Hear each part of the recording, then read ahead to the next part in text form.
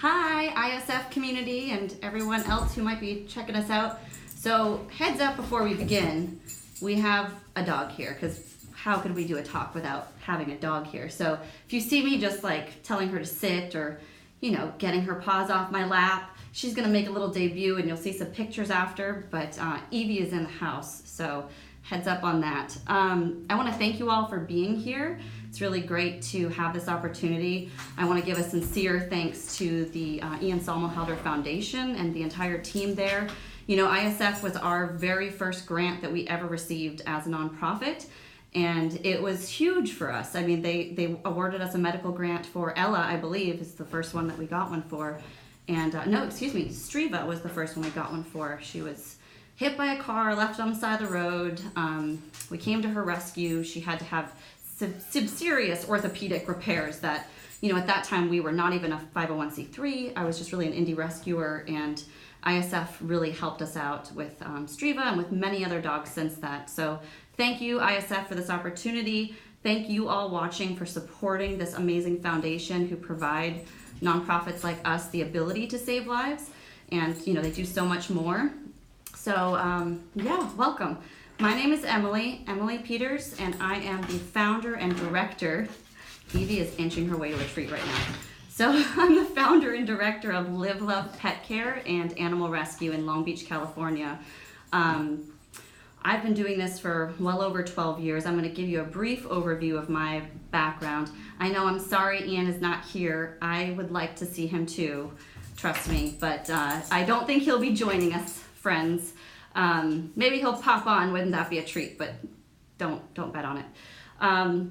So I've been doing this for about 12 years. My background is I grew up in New Hampshire on a farm for the most part, and it was kind of a difficult childhood, I guess you could say. My emotional needs were really always met with the animals that were in my life, the dogs, the cats, the horses, the goats, the pig that we had once. All these different creatures that provided me so much unconditional love that I didn't necessarily have on the regular at home. And I always knew that I connected with animals sometimes more than people, and especially when I was growing up, I really connected with them and wanted to provide their care and comfort, and they were such a huge part of my life and still are.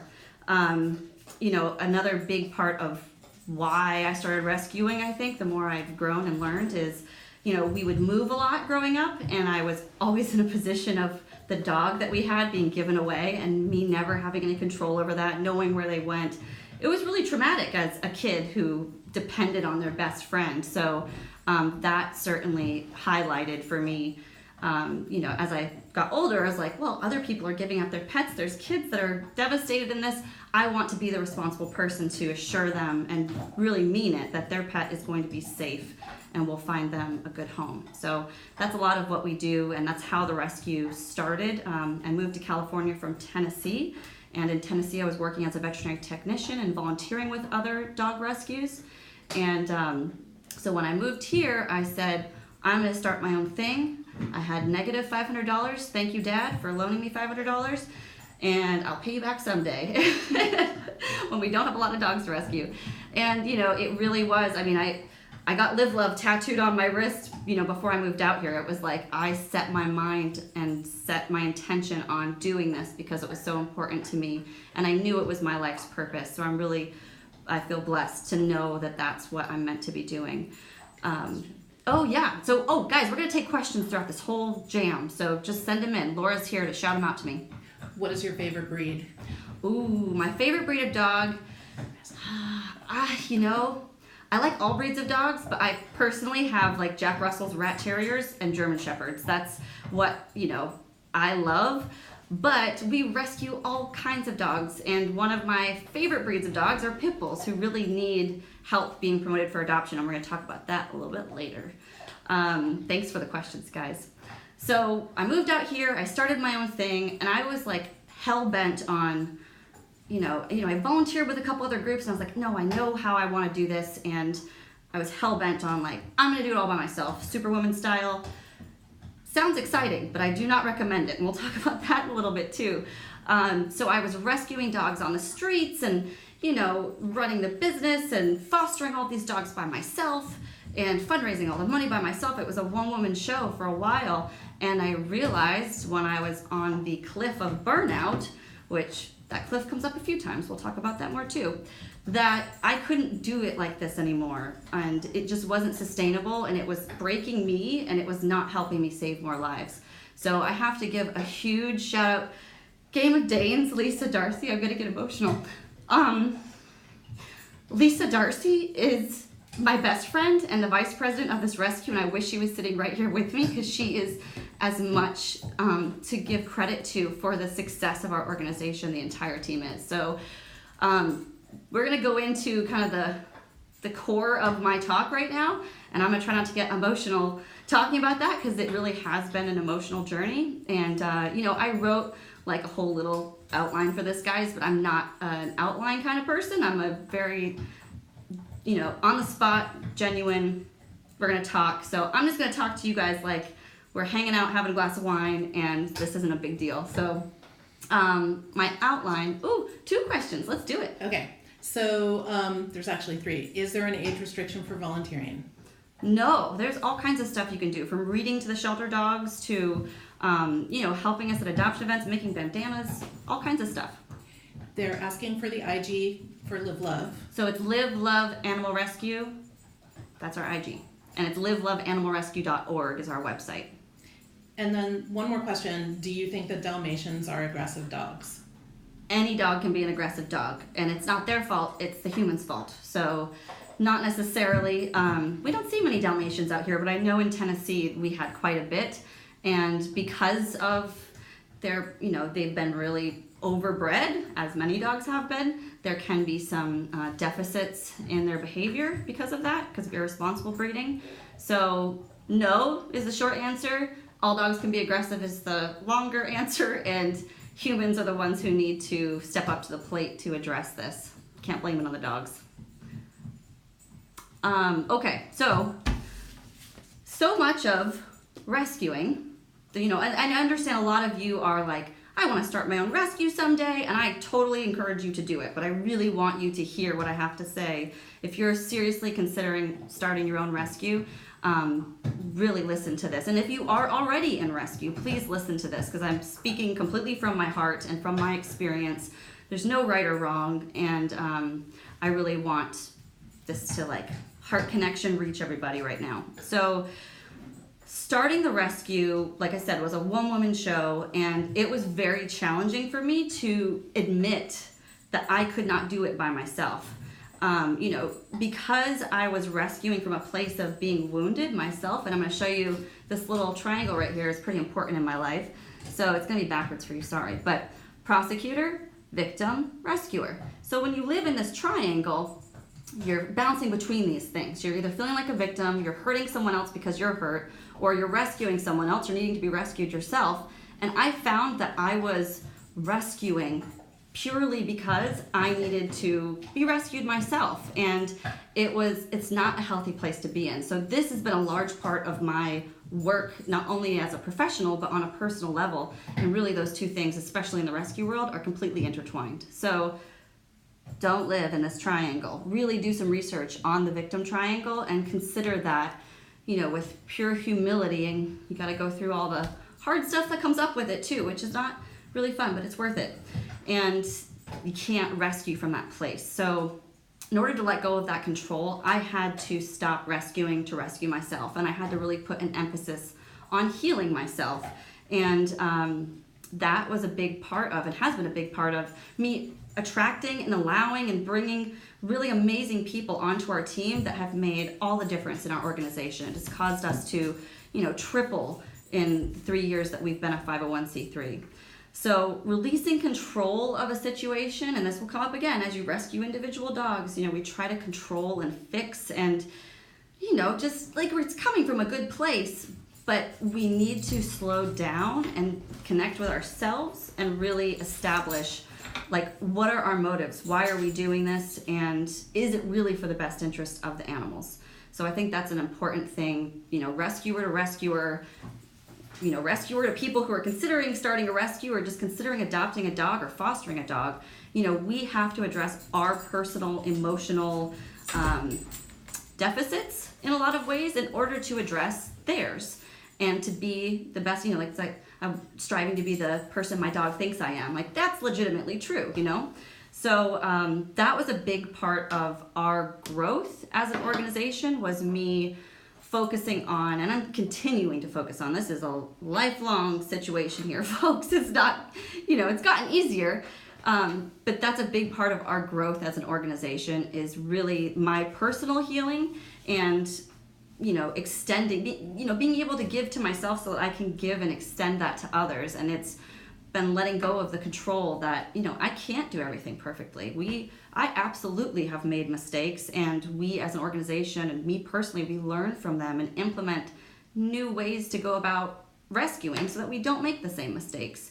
So I think that's a really big part of rescuing that people don't talk about. It's all the, freedom rides and, like the glamour of it all is really, and it's a lot of fun. It's very exciting, but there are, definite struggles and disappointments and lessons that really need to be taken seriously and learned. So thanks to our amazing Live Love team, we have, a great structure in place to be able to scale as an organization and save more lives, and that's what we're doing. So that involved a lot of work on my part to release control, to delegate, to get your bonies, to just embrace that everyone else wants to get involved, and you should get involved. We all should get involved. We can all be rescuers, and you don't have to have your own rescue to do that. So some common pitfalls in the rescue community, and feel free guys to shout out questions if you have any.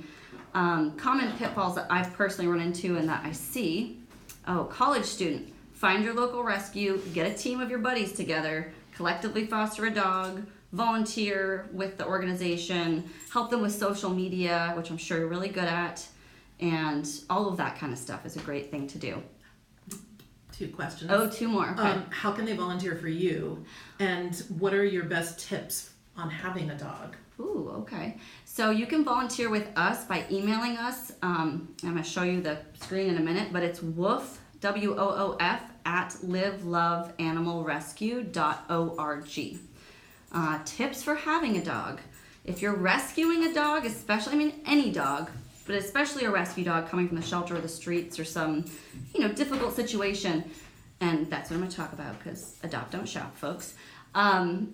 Decompression. You need to decompress. We actually just posted a video. I just did a little live video today, preparing for this, as a matter of fact, and learning how to save it on our Instagram. So you can follow us at Live Love Animal Rescue. And there's a live video where I talk a little bit about decompression, and you can Google it. And it's very, very important to give them a safe space, to utilize a crate, to not throw too much at them. Toys, treats, new people coming over, you got to give them space to heal emotionally, because aren't we all doing that? That goes back into this little puppy right here. Don't operate out of this. So decompression, just setting them up to succeed, understanding them as an individual, and really making your choices about their care based on that. So, any more questions? I saw. You guys are fun. Thanks. Someone asked if you were national. Did you see that question? If it's nationwide? Oh, not yet. We hope to be someday. Not yet. We're based in Long Beach. We do adopt mostly in Southern California. We've had a few out-of-state adoptions, but we do home checks. So it's a lot of organizing and coordinating to do an out-of-state adoption, and they're few and far between. But we have big dreams, folks, and we're here now. So that means this is all a dream to me 12 years ago. So if we could do this now, then we're going to get nationwide in no time. So I want to talk about I'm hoping that we have people here who have rescues, or people will watch this after, because I really do want to speak to the rescue community in general, or nurses, anyone that's in the police officers, anyone that's really providing care for individuals. Compassion fatigue is very important to think about, to address. In the animal welfare community, there's a lot of sadness. We cannot rescue every dog. Sometimes we try and we fail. Excuse me. So compassion fatigue is really important for us to address as individuals, as professionals, and we address it as, a team. We have team outings and field trips and, Reiki healing sessions. Shout out to Pam at Core Essence Wellness. We bring people in to help us work through the emotional toll that rescuing can take on you. If you don't address that, and this is probably, spans other careers too, I'm sure, you're gonna hit the burnout phase where you feel like you're at the edge of a cliff and the one thing that you loved doing is no longer fun and you're completely depleted of anything that you had to give anyone or any dog or being. And burnout is a really scary thing. I have been there a few times and thanks to my team made it through, but it's definitely something to consider. And I think, in recognizing that burnout, compassion fatigue, operating from a victim cycle in the rescue world or anything else you're doing, it requires you to have humility and let go of ego and acknowledge that you need help. And a lot of people in the rescue community come from addiction and abuse, and they know what it's like to be in need of rescue, me included. So when we come from that place, it's really important to be rescuing in a way that's balanced and responsible and taking care of ourselves. So don't get to the burnout cliff. That's a big pitfall that I see in the rescue community right now, along with compassion fatigue. And then of course there's, I know how to do everything better than everyone, and I don't like the way that person does that thing, so I'm going to put them down. And there's a lot of that in this industry, and I really would love to see us collectively overcome that. And that is why we're doing this talk about collaborating to save lives. And checking the time, I will get into how we do that in a second. Lucky Dog Humane Education just came on. That's a good Hi, example. Lisa. Lucky Dog Humane Education is a great example. So we work with them in at a local elementary school, and then we just had our first reading day at the shelter with like 40 kids. It was so great. And that is a great way that we collaborate with another group. Instead of saying, oh, we're going to create our own education program. Like, no, we're not. We don't have the resources to do that. But we make friends with people who have those already going, and we support them with our team. And that's a big part of letting go of ego. Like, we can't do everything perfectly the best way. Not going to happen. So by collaborating with community members that have a like-minded mission, we're strengthening our force to effectively save more lives. And that's happening. It's really awesome. So I would love to see more rescues do that and stop the shaming and blaming. I mean, just social media in general, folks, right? I mean, there's a lot of damaging things that happen on here, and Live Love is really we rescue dogs, but we really do believe in being compassionate, empathetic, just genuine human beings that are here to make the world a better place. So Evie, come here. Do you want to come up? This is your chance, girl. Come on. Now she's not going to do it. She was in my lap the whole time.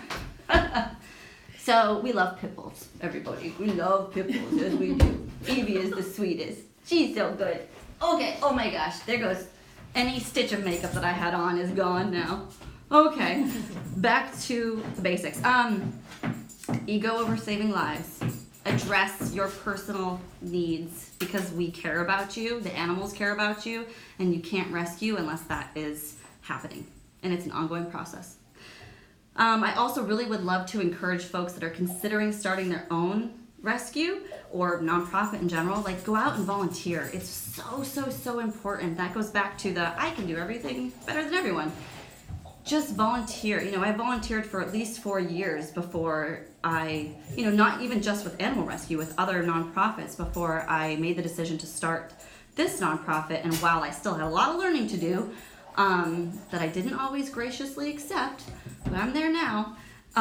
It was so beneficial for me to volunteer with other groups and just give of my time and talent and the little treasure money that I had to help other organizations before I started my own. So that's a really big one. You can participate, and it's very important to get involved in your community in that way and give back and volunteer, get involved. Everyone can be a rescuer. I think that's a real big personal belief that I have that we carry on through the organization, that we want to empower you to do something to help the rescue dogs. Thank you, Lisa, she is. So we want to empower you to help the rescue dogs, and you can do so much to get involved and to help us save more lives that we would really love and welcome your support. I mean, we're a big family. It is a live, love family. I think anyone that works with us would tell you that we provide a lot of support to our team emotionally, informationally. We want to help you grow, even if you're just volunteering as an individual and as a rescuer. So as far as, well, let me show our little board here, because I know that, I would be remiss if I did not mention my little North Star, Aura, who a lot of you, here, I'm gonna flip this, and then we'll go to our questions. So a lot of you saw this picture that was posted. That's my daughter, Aura. She's 3. Kids can rescue too. Aura she's probably fostered more dogs than I can even count at this point in time. Like, we've helped so many dogs and she's totally a part of it. Obviously, I'm very careful about that, but pit bulls, true and true, are often the best with her. So that's Aura, for all that you know. She's not available for adoption, but this gorgeous girl right here, that's Livy, and she is available for adoption. So adopt, don't shop, everyone. Livy, running like the babe that she is looking for a forever home. She's currently with a fantastic board and train team, No Bull Training. They're awesome, and she would really love to find her humans. So that is Livy. She's located in SoCal. If you want to foster or adopt her, please let us know. She's very well trained and she loves kids and she's super happy. And then Evie that you just saw, look at this gorgeous girl. She's like a pinup, look at her. So that's Evie, and I'd like to give a special thanks to the Blockhead Brigade, to my friend Laura, who's here letting me invade her house to do this right now, and also here helping me with questions. So I'm gonna give you a little shot of this just so everyone sees it. So this has where you can follow us on Instagram, how you can donate via Venmo. You can help us save lives by opening your home to foster. You are completely supported. We will not abandon a dog with you. You will not get too attached and have to adopt them. And if you do, how is that the worst thing in the world? Adopt your best friend. They await you. Get involved, volunteer, be a part of our fabulous team, and you can email us right there. That goes to the entire board of directors, which includes me, but I suck at emails. So there's that. Someone from our team will get back to you, I'm sure. And there's our adoptable girls there. Let me flip this back around. Whew, okay, how are we doing on time? 5:20. Do we have any more? Foster failing is far from a bad thing. Exactly. Thank you, Lisa. So true. Do we have any more questions or anything? Yeah. Okay. There's a couple questions. Someone wanted to know if you rescue cats or if you could recommend somebody who does.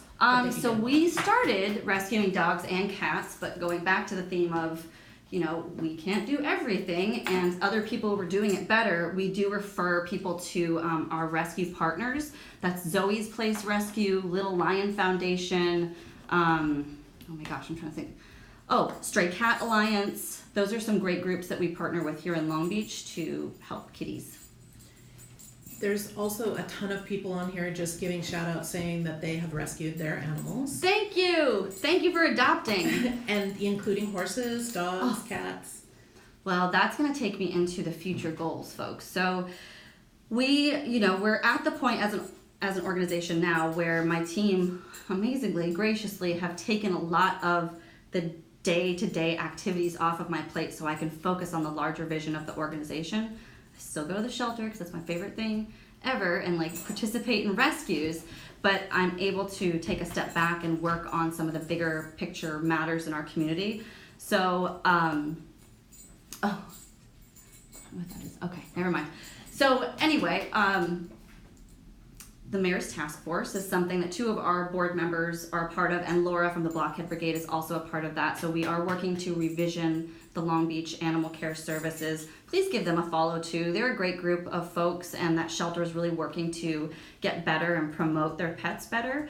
So go to LB Animal Care on Instagram and follow them too. That'd be great. So we're on the Mayor's Task Force and working on revisioning and the strategic planning of the shelter to make our community just more humane to animals and to not have to euthanize kill for space and things like that, that every healthy, treatable animal can be adopted out, and we can help support them in that. So we are working on some awesome programs, a temporary foster program for the 4th of July, a promotional foster video series thanks to the Maddie's Fund, and it's good stuff happening. So that's something this year that's like our bigger picture goals. We also really would love to have an adoption center where we have, kind of like a doggy daycare for adoptable dogs here in Long Beach, and can have a storefront presence, which would give us a great platform to then work toward having my ultimate end goal. I mean, isn't it everyone's? Like a sanctuary, a rescue sanctuary, a property, a farm. We're big fans of the Gentle Barn. We go up there as a team all the time. And so rescue farm. There's a reason that we're Live, Love, Animal Rescue. We're keeping it there because that's where we're going. We would like to help more, dogs, of course, but we would like to help horses and goats, and, I'd like to be on a farm again. That would be real nice. That's my happy place. Any other questions? Thank you. Evie does know she's gorgeous and she's looking for a home. Adopt her, please. Somebody said that they go to shelters and take the dogs for walks. Is that a good use of their time? Or Absolutely. should they do something else? Oh my gosh, that's a huge, huge asset for the dogs there. Can you imagine living in a jail cell, basically? I mean, can you imagine living in such a small area, especially for the large breed dogs? That's why a lot of them deteriorate at the shelter and have to be killed, because they just are not getting out. And that's a big problem at our local shelter. We have fantastic volunteers, but we need more. It's not because anyone is not trying, doesn't care about them. It's just we need more hands on deck. So yes, that's a huge help to go walk dogs at the shelter.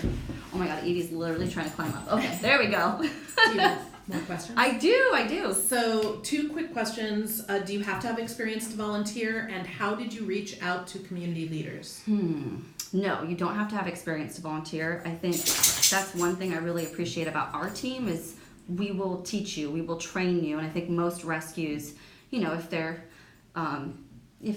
they will teach you and train you and show you the way they want things done, and hopefully be really helpful to you. So don't let no experience hold you back. What was the second part of that?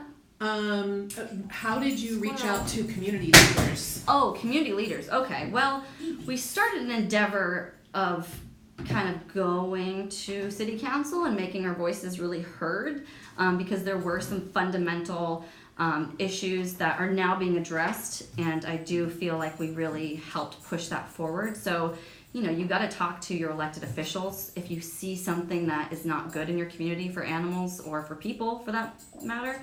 And, we really approached it with I think that's why we were well received. We approached it professionally and with understanding rather than shaming and blaming them and, being the really crazy rescue people that we sometimes see. Not crazy, but we were outspoken and we have conviction about what we want to see differently, but we're also there to back that up and to put action to our words. And I think that is a big part to, a big piece of getting elected officials and community members to work with us is they saw that we weren't just talk. So back up your words with your actions. That's a great way to get them to notice you. And it's a good thing to do. And you're not afraid to go up and talk to them? No, I don't feel... We want to get deep for a second, guys. So I don't have a college degree. I've never really had a job other than working with animals, and this is all I've done. So I do sometimes, even before I came on this video, have to check myself and say, okay, no, you have something important to say, and what you have to say is worth hearing, and that kind of stuff. So there's fear involved with it, but overcoming that for the animal's sake that's my purpose and my mission. Do you think that there's more mistreatment in California of animals than elsewhere? Well, California is one of the big states that has an uphill battle with achieving more progress for animals. I think it's California, Texas, Louisiana. We went to the Best Friends Conference in 2018, which I highly recommend to everyone as well. We went as a team and it was transformational. But California, yes, it's a huge state, and there definitely there's a fair share of animals that are mistreated. But, I try not to think of that as like, oh, it's just centralized here. I mean, I think that there's abuse and mistreatment happening everywhere. I haven't seen anything here that's shocked me in comparison to what I saw in Tennessee. So, it's hard to say. There's another good question. If they want to get involved locally but they're not here, how do they find a good organization? Should they go out and meet them? Yeah, I think the first thing you should do is go to your local shelter. I really think, and the way that rescue is trending and changing, and, we really need to support the shelters in achieving change. And so that's what I would suggest first, is find your local shelter, get in there, understand that it might be more difficult. If you can't handle a shelter emotionally, because it's taxing, then, just check on Instagram for your local rescue. Look at Petco's and PetSmarts, and, a lot of times they have adoption partners that they can plug you in with, things like that. Hi, Avery. Someone's asking what your favorite animal is. Well, dogs. Come on, like those are my best friends. I cannot even imagine living my life without a dog. I really do love horses though, and goats. Oh my God, goats. Good question. What is the best part of your job? Ooh, that is a good question. I think the best part of my job. Laura's changing my sun tanning light. Sorry. No, it's okay. No, it's good. Sorry. The best part of my job is That was me. Is that I don't know. I get to connect with people in a unique way, and I literally every single I don't have physical family in California. I moved out here. There's no actual family here. So every person that I have here that I do wholeheartedly consider family, I can trace back to a rescue animal. Not even joking. So that's the best part of my job, is that, in saving the lives of these animals that needed me, it has helped me heal myself, and it has also helped me connect with some of the finest people I've ever met in my life or ever plan to meet. There's another Emily on here who goes to her local shelter in Tennessee, and they spend time outside with the dogs. Good. Exercise, enrichment, all that kind of stuff is great. When we can get their wiggles out and, keep them from deteriorating behaviorally while living in a kennel, that makes them more adoptable. And then, of course, I hope you're taking pictures and video and posting it and tagging them. And, social media is a huge asset to help network dogs for adoption, which is why I'm not just talking, I'm showing you adoptable dogs. Are there things people can do to help that's online if they can't do it in person? Yes. So, donating, you can always do online. You can link us up with your Amazon Smile if you go to smile.amazon.com, and it's actually, the link is in our bio. Every time you shop on Amazon, you give us a kickback, which is really helpful. And social media stuff, you can always help with graphic design, website design. Send us an email and tell us what you do and how you want to help, and we might be able to plug you in or refer you to someone else that can. When they have shelter at Petco, volunteer. Ooh. All help is good. Okay. So that's pretty much it for my talk. I think in summary, oh, thanks, Evie. She had to have one more. She had to have one more time in the limelight. I think, in summary, don't let fears get in your way. Pursue your dream. And be open to learning from others and collaborating with others and working collectively in your community to achieve what you want to see changed. We are powerful people on this planet. We can rescue dogs by donating $5. We can do all sorts of great things. So I love that Disney quote, if you can dream it, you can do it. And that's what Live Love is all about, and really appreciate everyone tuning in. And thank you to ISF for giving us this opportunity. Thank you to Laura from the Blockhead Brigade. Go follow her page. Same thing with Lucky Dog Humane Education. And adopt Evie and Livy, or at the very least, will you follow their posts on our pages and tag people and share them and just send them cute comments sometimes because they like that, and we read them to them. Okay, any other questions? Otherwise, we're gonna wrap it up. Yeah, I saw somebody asking you if, I don't know if they're talking to you or ISF, if you support the LGBTQ community. Oh, completely. Oh my gosh. LGBTQ adopters are oftentimes like our favorite. We're like, this is your child and you will treat them as your child, and it's so amazing. Yeah, we totally do. We love all people equally. So I think, and we love all dogs equally too, even ones that are behaviorally or medically needy. So that's the way we live our life. It's live love, folks. We live with love. That's what we do, people and pets. Thank you all so very much. Thank you guys for joining us. And man, I'm on a roll now. I'm gonna do these suckers all the time. This was easy. You guys are the best. Thank you guys. And follow our page, please. Let me finish up by showing you our beautiful, I'm not gonna show you Laura because she'll get mad at me, but she's beautiful too.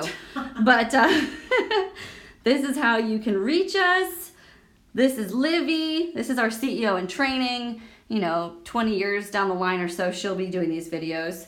And this is Evie. Evie! She's a pretty girl. Can you sit? Oh, that's my good girl. Oh my gosh, Evie. All right, everyone.